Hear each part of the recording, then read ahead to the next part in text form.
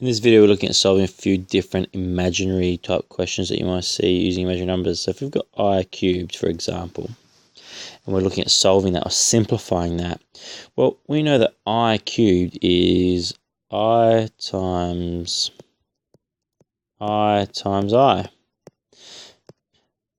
I times I is I squared times I. We know that I squared is equal to minus 1 times I. So that equals negative I. Alright, so that's another way we can think of it. Always remember I squared equals minus 1. That is very important. If we looked at a different one, we've got minus I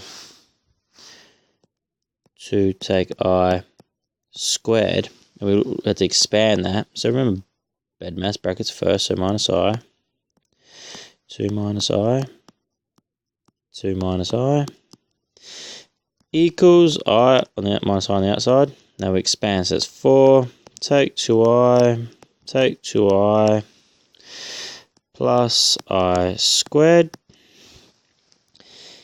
equals, now that's minus I, 4, take 4I. Now I squared, remember, is minus 1, so that's going to be take 1, equals negative I. 4 take 1 is 3, take 4I. We're collecting like terms inside the brackets. Expand that, and we're left with minus 3I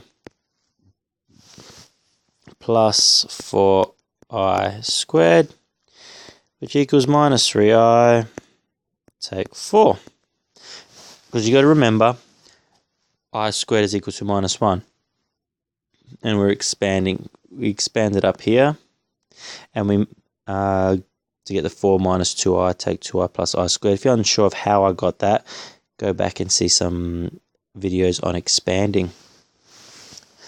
Next one, if I have a look, run another question through, another example.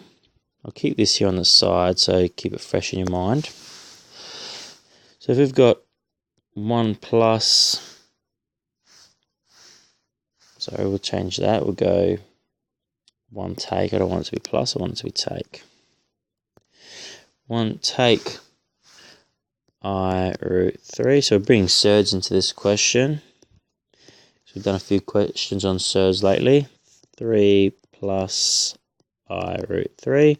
It's the same thing, we expand. So we're using FOIL. 1 times 3 is 3. Plus I root 3. Take 3 I root 3. Take away I squared. Now root 3 times root 3 is 3. Equals now 3. Collect like terms. Take 2 I root 3, because I root 3 take away 3 I root 3 is minus 2 I root 3. Now we know that I squared is minus 1, so that becomes plus 3. Collect like terms again. 3 plus 3 is 6. Take 2 I root 3. You might want to write that answer as 6 minus 2 root 3 I. Either way is fine. So there are a couple of 3 different examples of questions involving imaginary numbers, simplifying imaginary numbers.